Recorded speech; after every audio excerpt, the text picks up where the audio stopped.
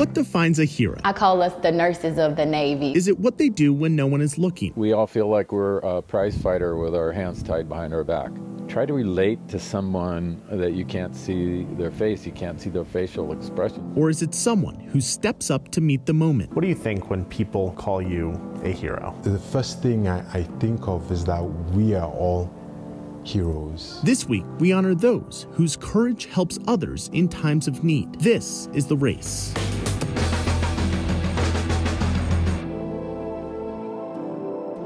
Welcome to The Race. I'm Dan Grossman. We throw around the word hero a lot. For some, it could be a service member, a police officer, a frontline healthcare worker. People we idolize for their courageousness, their noble qualities, their achievements. During the pandemic, however, the definition of a hero changed. For some, a hero is simply someone who can show up when they need them. I am Caroline Keith. Nnamdi Nwafor. I am a registered nurse. Internal medicine physician, doctor. Did it take you a lot of coercing to sit down and do this? Not really, because it was Dr. Kumar that called, and yes, yeah, she called. So when she calls, you're like, yeah, yes. I know, yes. This isn't your typical interview. It's like kind of nice. Yeah. When we sit down with frontline healthcare workers like Caroline Keith and Dr. Nnamdi Nwafor, it's usually to talk about their work. What do you think when people call you a hero?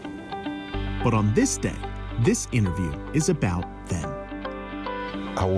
The first thing I think of is that we are all heroes. Do you think the pandemic, and because it was, and I hate this word, but I'm gonna have to use it, unprecedented for so many people, do you feel like in the eyes of some it changed how we perceive heroes and who we consider them to be?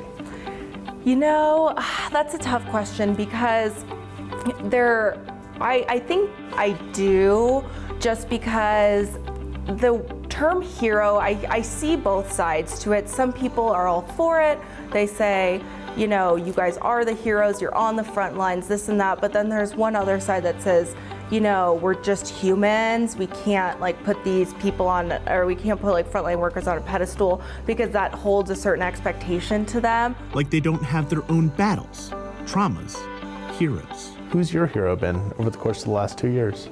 My wife, just because of the way she's handled everything. My dad was my hero, for sure. For millions of frontline healthcare workers across the country, the stress of the pandemic has led to certain hardships we think heroes are immune to or can power through.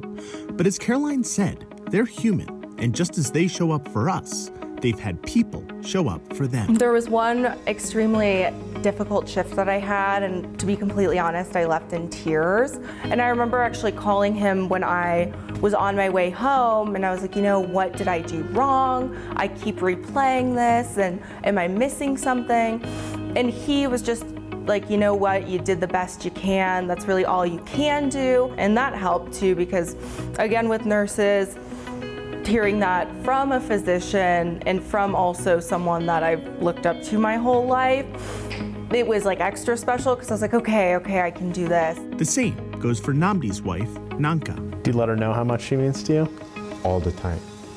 Every single day that I leave the house or I come back, I see that. She's managed to homeschool their 2 kids, work at a law firm, and care for Nnamdi in times when he's needed her the most. We started this process, especially when she was going through that stressful time where I come back and we take a walk. It's something we now take out time to do specifically, just us. You know, we still have the time with the kids, but it's something that we actively make out time to do together. By definition, a hero is someone we idolize for extraordinary traits. But to some, a hero is someone who can simply be there always.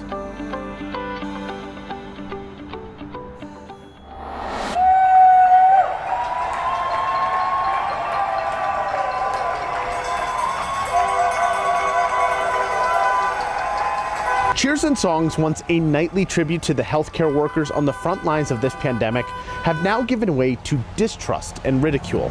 Vanessa Mishanya sat down with the doctors who saw the first U.S. COVID patients to talk about how things have changed.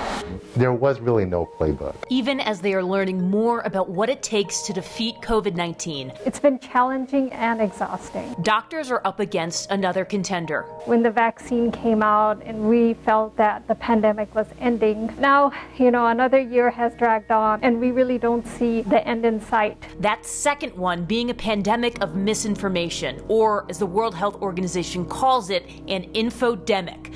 False or misleading information that causes confusion and risk-taking behaviors and leads to mistrust in health authorities. Every day we're learning something new. And sometimes what we learn kind of makes what we said yesterday obsolete. Just kind of built and built and built to the point where no one wants to believe anything anymore. And that makes it even harder to be able to get out the truth.